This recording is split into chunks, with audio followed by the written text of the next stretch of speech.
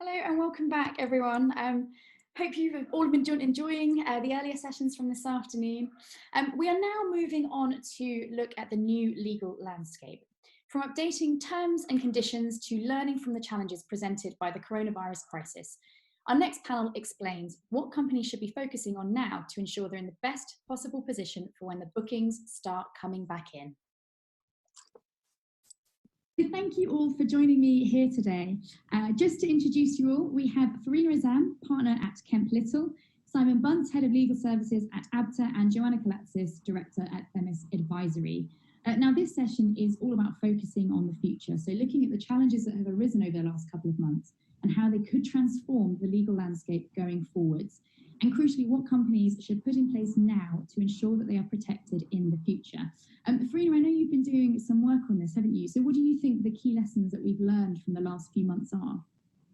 I think number one probably is communication is key. I think that's one of the main things that we've seen in terms of when customers get really frustrated, when employees and staff and the team get really frustrated, is when it comes down to a lack of communication.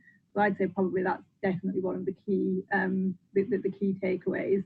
And secondly, I'd say probably just how switched on consumers are and how aware consumers are of what their legal rights are, which is a good thing. You know, the legal rights are there for them to benefit from, but I don't think it helps to sort of have a position where you either sort of bury your head in the sand or you sort of pretend that customers don't have certain legal rights, because in this day and age, you know, the vast majority of customers are fully aware of what their legal rights are, and they don't appreciate a situation where they feel like they're, you know, either being lied to or it's being misrepresented. So I think, you know, when you are dealing with customers, sort of really being aware of that and being aware that they know their legal rights and they would appreciate an open, frank discussion around that, as opposed to feeling like they're being misled. Yeah, because they're still going to go on Twitter and voice their concerns anyway, so you either deal with it in person or face the wrath, I guess, of social media. Jo, would you agree with that? What do you think the kind of key learnings are really of the last couple of months? Yeah, I think everything Farina just touched on, definitely on the communication front, both with consumers and internally in your own business. But at the same time, I think it's really highlighted how important supply relationships are and how crucial they are to all of this. Because when that link in the chain collapses, it just doesn't fare well for either the consumers or the business. And we've had this issue where customers have potentially been stuck in limbo between agents, operators, airlines, cruise lines, you name it. They're just kind of stuck in the middle of all of this while we work out who's due to pay what back and at what point, and whether or not certain individuals are playing ball. So I think it's really highlighted the need to make sure those supply relationships are really nailed down going forward, so we have more clarity, you know, and be prepared for the next crisis, you know, hopefully nothing of this magnitude ever again. But I do think it's really highlighted a major issue for us in terms of that supply chain going forward. And Simon, presumably you would agree with that. You know, ABTA's been at the forefront of leading this issue. Yes, and you know, I have to say it's not always been a particularly comfortable place to be. I think communication, as Farina says, is absolutely critical here. That's a very difficult thing at the moment for our travel agent members, who are, you know, very much stuck in the front line with their customers, and between them and the operators and the airlines where those monies aren't coming through, but also for the operators themselves, because they are again in the middle between either the direct customer or the agent and their suppliers. And as Joe says, you know, those supplier relationships have been really tested. You know, everybody is desperate to do the right thing. You know, there isn't a business out there that is, you know, willingly holding back monies from their customers. You know, they don't want to be putting their customers in a difficult place. They don't want to be in that difficult place. Everybody is really trying to do the best thing to protect that relationship with the customer, but also to protect their business. And you know, the two things are not at the moment sitting particularly comfortably working together. So communication, I think, is absolutely critical. Being clear with your customers what's going on, giving a time frame for when they might expect to get their monies back,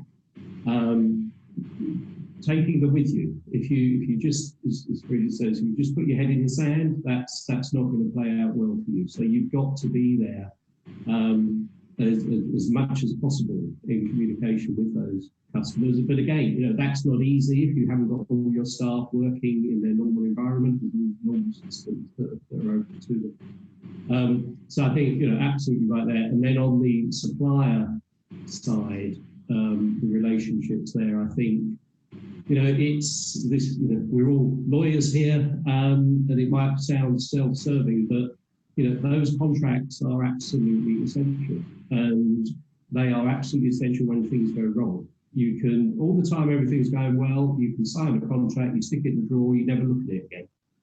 As soon as things go wrong, that's when you have to get those contracts out and actually see what the small print says.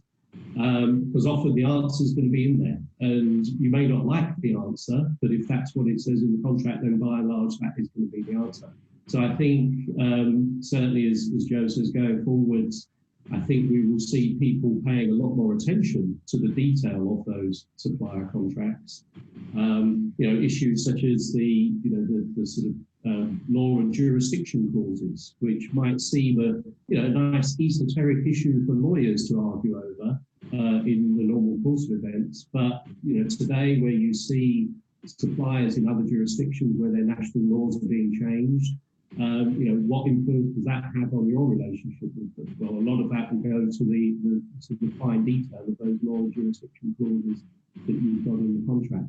So I think a real sort of a rejuvenation of people's interest in contract law, which for lawyers is no bad thing, but that's not great for people who are just trying to run a business. And this issue of contracts is really interesting, because do we think we might see changes to the T's and C's and the elements of the contracts going forward? Joe, I can see you nodding at that. Yeah. I think it's inevitable, actually. I think people, as Simon said, it's fine. The amount of times people have come to me with contracts or T's and C's and they go, well, no one reads them anyway. And I say exactly that to people. Actually, it's fine now. While you're all friends, everything's great. But the minute you have a problem, that is exactly where people go. And if those T's and C's or those contracts can't withstand those tests and the difficulties that you might encounter, you're going to end up getting really annoyed that you didn't pay more attention at the right time to get them right and clarify all of those positions about, cancellation terms, force majeure in your supply contract. The sorts of clauses I've seen in some of these contracts that are flying around are really ineffectual. Some of them are completely irrelevant to the situation entirely, to the actual relationship, because people tend to do this kind of dump and run of, boilerplate type clauses, and then thinking they're never going to get tested. And then something like this happens and you sit there going, well, that's really not what I needed to happen here, and it doesn't help me at all. So I think we're going to end up with a bit of a refresh on T's and C's, certainly, to give consumers more clarity where they need it, and the business to be able to stand by those. I don't think consumer T's and C's have actually been our biggest problem on this. I do think it is that supply chain contract issue fundamentally. But at the same time, I always say to people, just be careful. I think you can't really replace that relationship, what that commercial approach can do if you are faced with a problem. Because 9 times out of 10, if the jurisdiction clause does you no favours and you have to either litigate or recover in a foreign jurisdiction, sometimes it's not even worth the money, and you may never recover. So actually, you need to come at it from, yes, the legal perspective, but also that commercial relationship and having that two-way conversation about how you're going to deal with things if a problem arises. So I think there's a lot to be done in terms of preparation to make sure everybody is a lot safer going forward. And now is obviously the time to do that, to make sure that businesses are ready for when the upturn comes. Farina, I know you were speaking before as well. You've spoken about the need to update T's and C's right now, really, to be ready for the recovery. Yeah. I mean, agree with everything Joe says around the supplier side. I think that is the priority, actually, the supplier side of it. And you know, we've actually had to instruct overseas lawyers for a couple of clients off the back of supplier contracts that have come to us. And then you look at the law of jurisdiction, and it's overseas. And you know, there's only so far you can go until you have to instruct local lawyers if you are really serious about recovering the amounts, and the amounts have been big enough to justify, yes, actually we are going to go down that road. But you know, you are a foreign defendant, and we are having to instruct overseas lawyers fees. So you know, your starting point isn't as good as it could have been if you hadn't sort of gone through the stages during negotiation to push for English law and jurisdiction. And then the customer T's and C's, as Joe says, not as much of a priority, but they are still key because they are still going to govern your contract with the customer. It's what customers are going to look at when things go wrong. Generally speaking, I think the travel industry is really good in terms of making sure their T's and C's are compliant. So we saw that sort of post 2018 when the new rules came in. You know, there were a lot of companies out there wanting to get their T's and C's updated. I think what we're probably seeing a little bit of now is people wanting to see whether they can change those T's and C's to make them slightly more favourable to them off the back of what's happened. And I think sometimes you have to have a little bit of a conversation that says, you know, actually, if your T's and C's aren't compliant, those particular terms will be unenforceable against the customer anyway, because the rights under the PTRs will always prevail. You can't contract out of it. You can't change your T's and C's to change that legal position. And so you're not actually really doing yourself any favours if you do that. And, you know, you're potentially going to put yourself in a position where, you know, especially where your staff also use the T's and C's as a guide to how they should be dealing with customers. The T's and C's are not compliant, then you're going to have staff out there that are dealing with things in a non-compliant way. So I think, you know, compliant terms and conditions are always the way to go, because at least then you can rely on those terms and conditions, knowing that they are legally enforceable. And then wherever you can, within those T's and C's, there are certain things that you can say around what constitutes unavoidable and extraordinary circumstances, you know, what you would consider that to be. So there are certain things in the T's and C's you can do yourself to clarify certain questions, certain positions, but always within the realm of the PTRs. Yeah, so spelling it out so that customers can clearly identify what force majeure counts as. Definitely. There's been some confusion as to some people not really understanding what force majeure really applies to. In some cases it can apply to a pandemic, but it seems more often than not it probably doesn't. It's more of an issue around whether it's a pandemic or not in supplier agreements, but I think anything that was entered into before it became a pandemic, it will be a force majeure event for those purposes. Obviously, contracts that you enter into now, knowing full well what could happen and what's going on, the pandemic wouldn't be a force majeure situation. It's all about whether it's foreseeable at the time that you entered into the contract. With customer terms and conditions, you wouldn't use the phrase force majeure anymore, because you would use something like either events beyond our control or the PTR definition, which is unavoidable and extraordinary circumstances.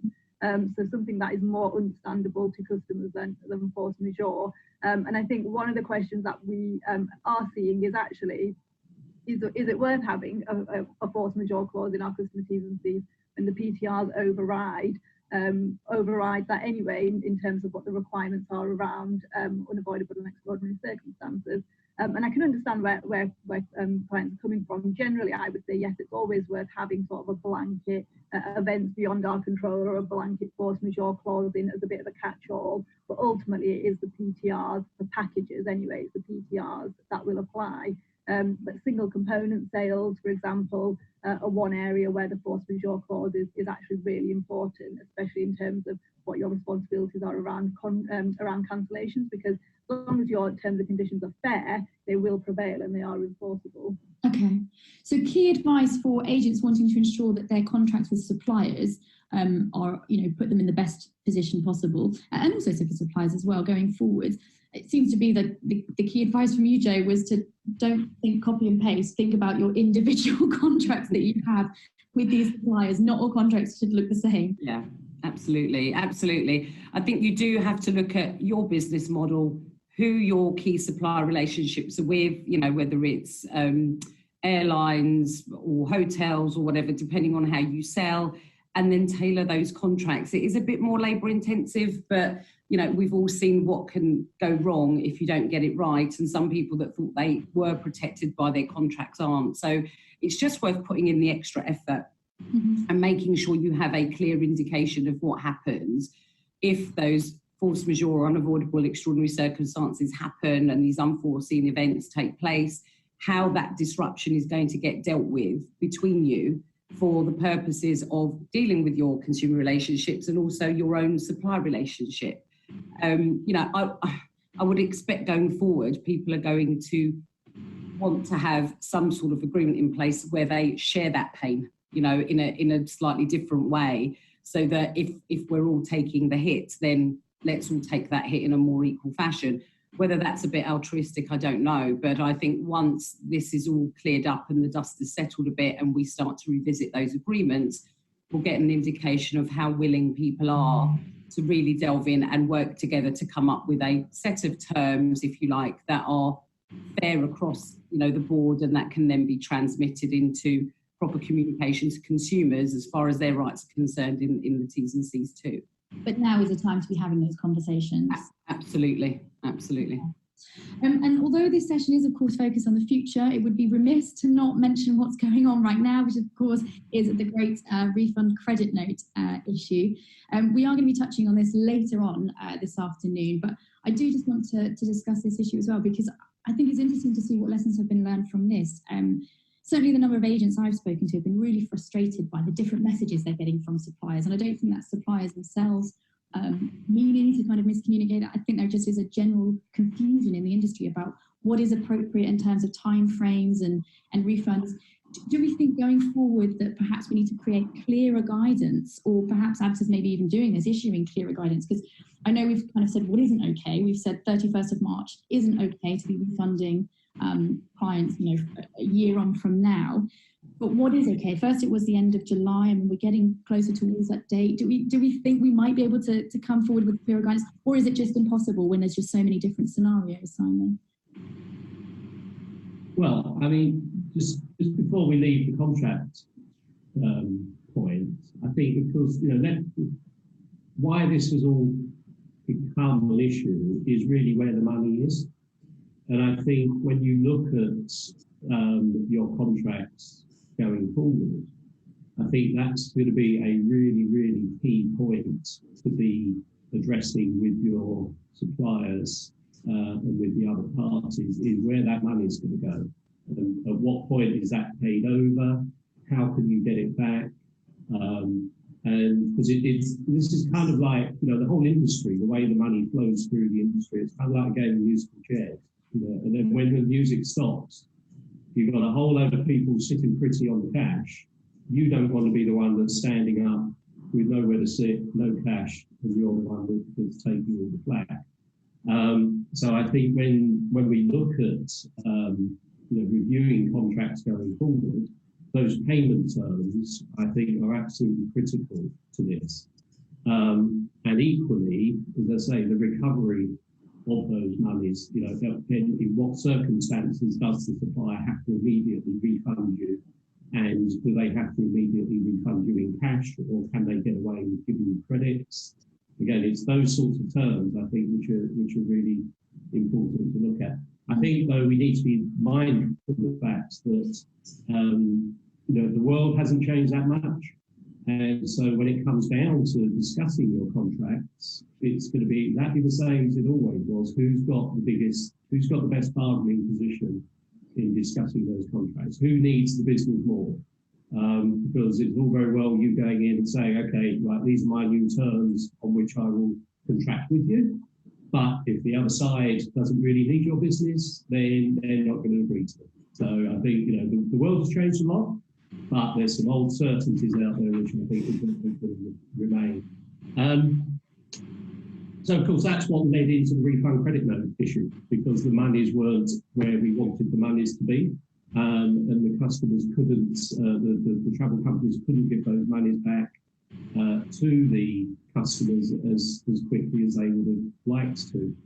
I think the messaging that we are going out with, and I think everybody now gets, is that if it's a package, the customer has a right to a refund, and you can't get away from that. You can't say that they don't. You can't, pretend that the law has changed or something. The law hasn't changed. Those customers, if it's a package and it's not going ahead because of this, then they are entitled to that money back. Equally, you can't get away from what is now probably the best known piece of consumer protection law, which is that if it's a package, they're entitled to that money back within 14 days. That's what the law says. And that law has not changed. And frankly, it doesn't really look as if there's any enthusiasm at a government level for that law to change. So that is always going to be there. So what do you do? Well, you get that money back within a reasonable period, as soon as you sort of reasonably can, to the customers. So is that March 2021? Is that July 2020? When is it? Yeah, I don't know. That will depend on each business. That will depend on the ability of each business to get that cash through from their suppliers. It will depend on the ability of each business to actually have staff process those refunds, when all those staff are probably sitting in their back bedrooms the same as everybody else, without the systems that they've got normally to actually process those things. So, it's not possible for us to come up with a time, a date, and say, that is a reasonable period. But as you say, time is moving on. So, that original, the idea, which was based on the financial protection rather than the idea of when a refund should be given, that it was the end of July, that's going to get pretty close. And, that will soon be within 14 days of the cancellation. So it's obviously got to be a moving period. I think it's interesting because obviously the Consumer Markets, Competition and Markets Authority came out last week. I think it was encouraging in the sense that initially they are saying they're not focusing primarily on package travel as a sector, looking at refunds and cancellations due to COVID. I have to say, I suspect and I hope that that was because they could see that actually the package travel sector was trying to manage this in a sensible and fair way. And there are other sectors out there in the wider economy that weren't looking to do that, but were just leaving businesses to sort of decide what they wanted to do on their own. And I think it's interesting that what they said was that they accept that in the circumstances businesses are not able to make refunds as properly as they would normally do. And they say that those refunds, they should be a time frame given to customers. Customers should be given an expectation of when they will get their refunds. So it goes back to the communication point. And that should be within a reasonable period. But again, once you get down to that language, you're looking at individual businesses and what they can reasonably achieve. That's the problem, because reasonable, is such a subjective phrase. But we know what isn't okay. We know that 31st of March isn't, is not what ABTA is suggesting. ABTA is saying that that's. Well, I think what we're saying is, if your policy is that you will not make any refunds at all until the 31st of March next year, that to us doesn't look like a reasonable time frame for talking about refunds.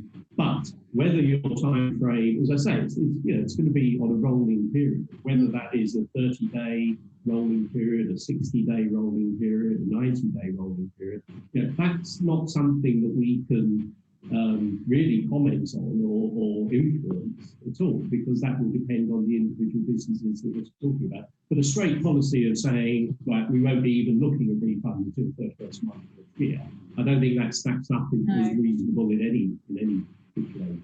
It's not possible to reach an industry-wide consensus where we say 6 months is reasonable or 3 months is reasonable. That's just no. And there are lots of businesses out there who are able to give refunds more quickly. So and good luck to them, and they will, hopefully they will get some sort of good consumer benefit out of doing that.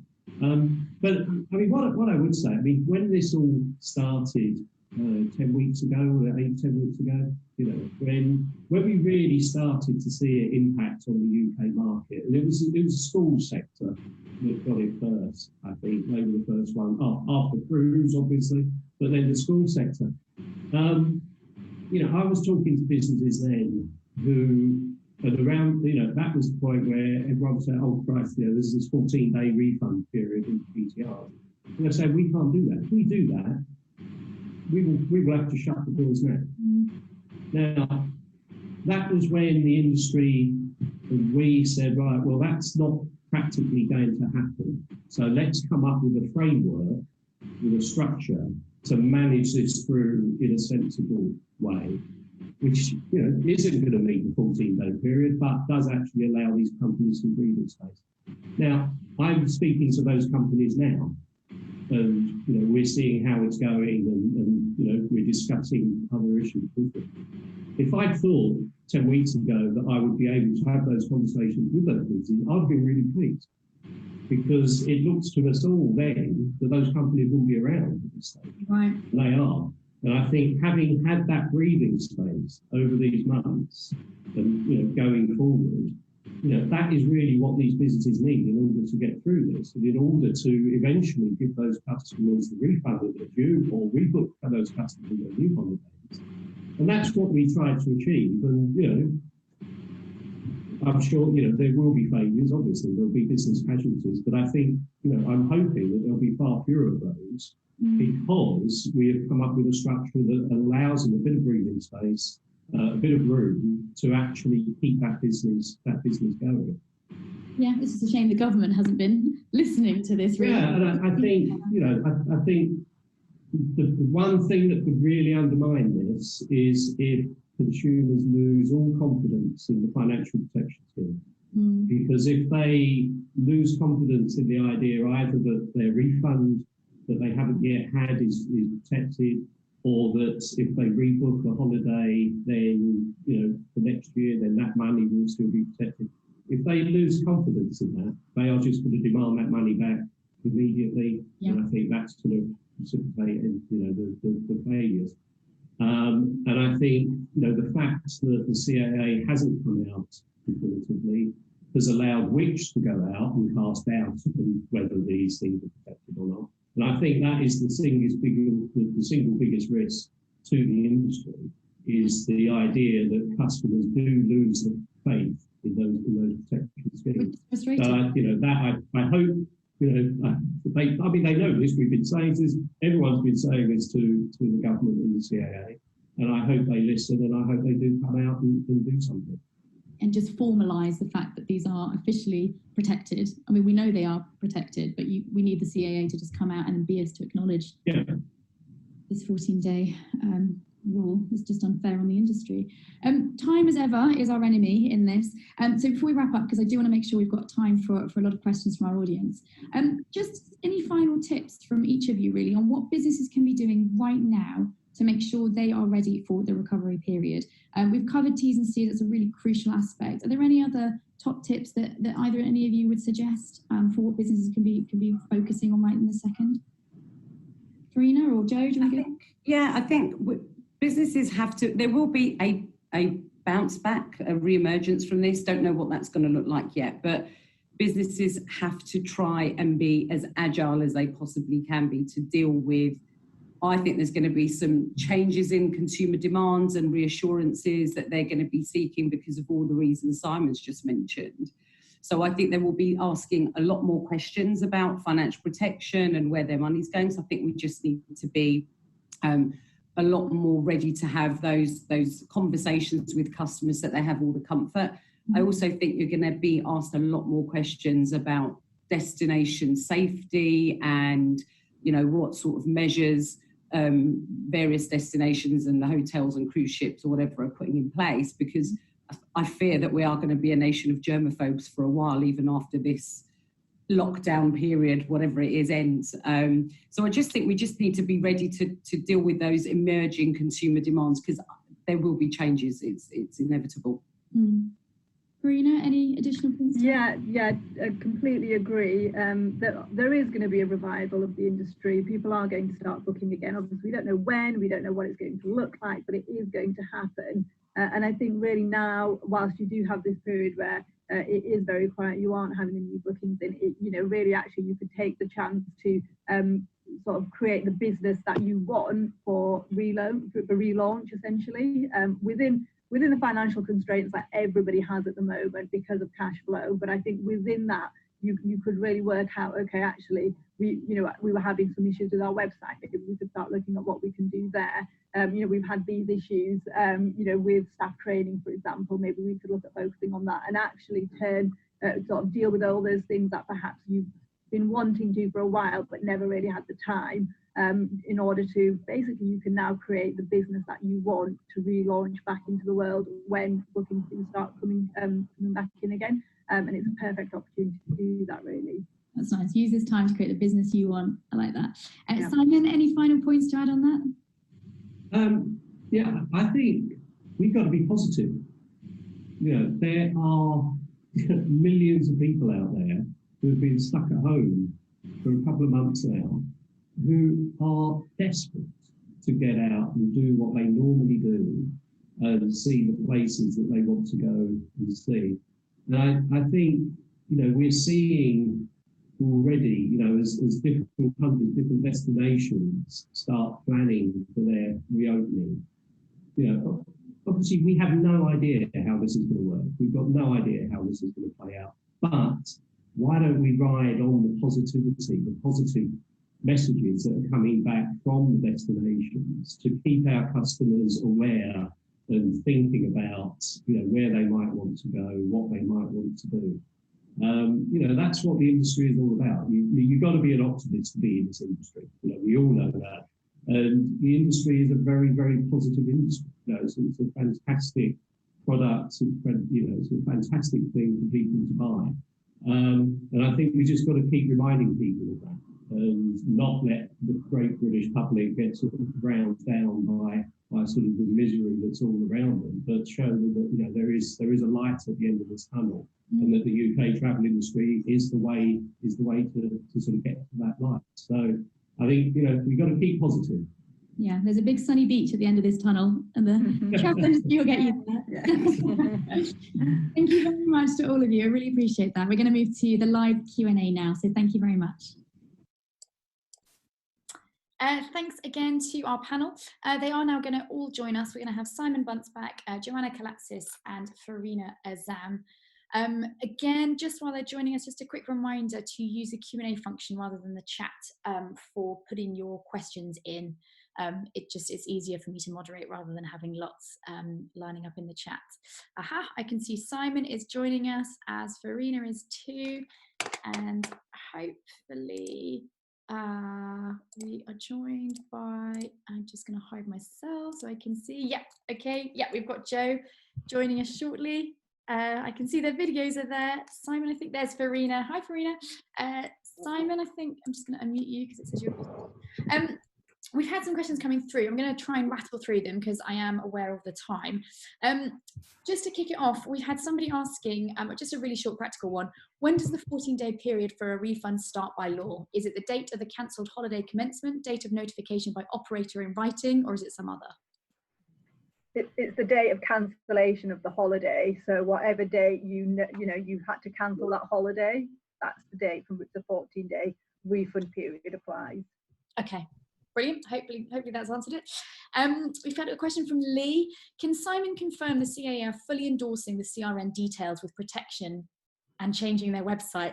I know this is what we talked about. The CAA aren't necessarily coming out there, are they? But I guess they're asking, can you confirm they have financial protection, the RCNs have financial protection? Well, as we've said many times, the payment policy of the Air Travel Trust says that if you are due a refund on a holiday that's had ATOL protection when you booked the holiday, then the monies due under that refund are protected under the ATOL scheme. So that, I think, is as clear as we can get it. We have been in pretty much daily contact with the CAA. They are, throughout this, they are very well aware of the position that we've adopted, and they haven't objected to that at all. We've had discussions with the CMA, Competition and Markets Authority. They are in contact with the CAA, and again, they have raised no objections to our position. So obviously, I can't actually speak for the CAA and say yes, they are covering these. But as far as I'm concerned, if I was given a refund credit note for an atoll protected package holiday, I would be perfectly confident that my refund credit note was protected under the atoll scheme. And if that tour failed, eventually I would put that refund credit note in the atoll scheme. Obviously, subject to the normal claims rules, and I would have to provide my proof of payment and the atoll certificate and all of those things.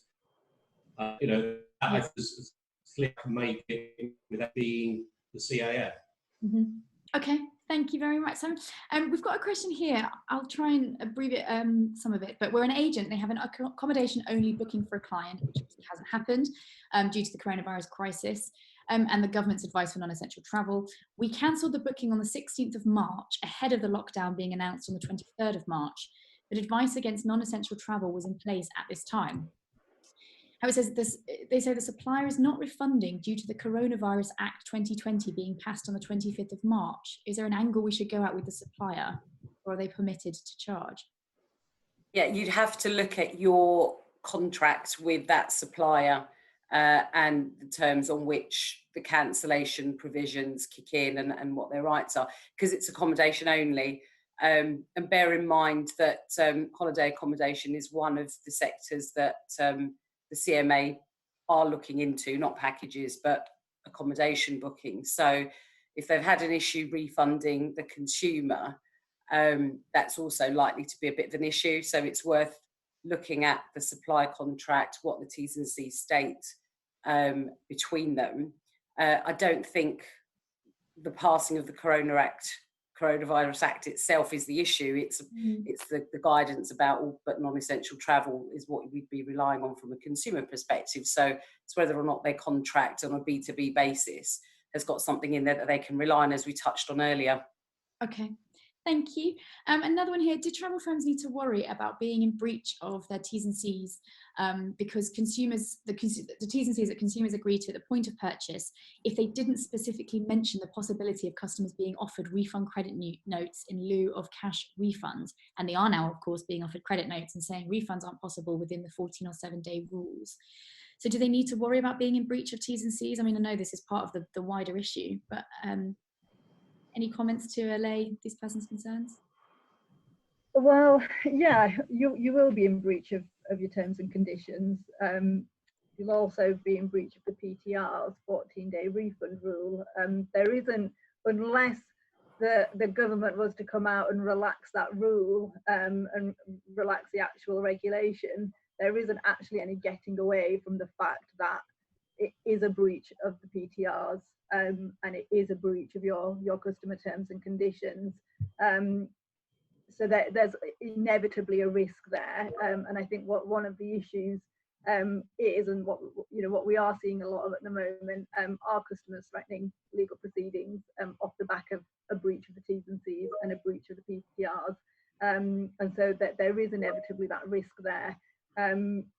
Obviously, the counter argument is that it isn't actually possible to at the moment to comply with those contractual rules and comply with the regulations, and that's basically what this refund credit note is there to fill that gap in. But it doesn't take away from the fact that it is a breach of the T's and C's, and it is a breach of the regs.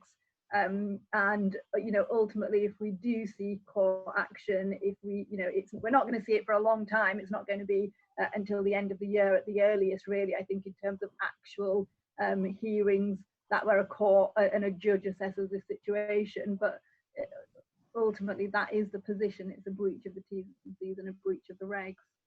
Okay. Yeah, if I could just add, I mean, the point of the refund credit note is that the customer is agreeing to accept the refund credit note. If they don't agree to accept the refund credit note, then they are seeking to enforce their right to a refund under the contract and under the package travel regulations. And as Farina says, you know, if you can't settle that quickly, that may well end up in court. And on the face of it, if you are refusing to give someone a refund, then you will be in breach of contract and in breach of the package travel regulations. The idea of the refund credit note is to get that customer to agree to a variation of that contract so that they're happy to take the refund credit note or a rebooking, you know, an immediate rebooking of the holiday, or the refund credit note to rebook at a later date, or to accept that their refund will be given at a later date. So, you know, I think it's back to the same thing. If you refuse to give them a refund point blank, then you will be in breach of contracts and in breach of the PTRs. And that's the crux of it, isn't it, really? And just to say one more thing, generally my advice would be to deal with it on a case-by-case basis. And if you are, you know, hopefully the majority of the customers will accept the refund credit note. But if they don't, if they are adamant that they want a refund, then they should get a refund. And I think what the refund credit note is there at, it is great to be able to offer to customers, and hopefully the vast majority will accept, and that will be that. But you know, if you do have those individual customers that are refusing to accept a refund credit note, then you should refund them. All right, thank you so much. This refund credit note, I know, is an issue that's going to roll and roll, and which is why we are doing the next session all about that.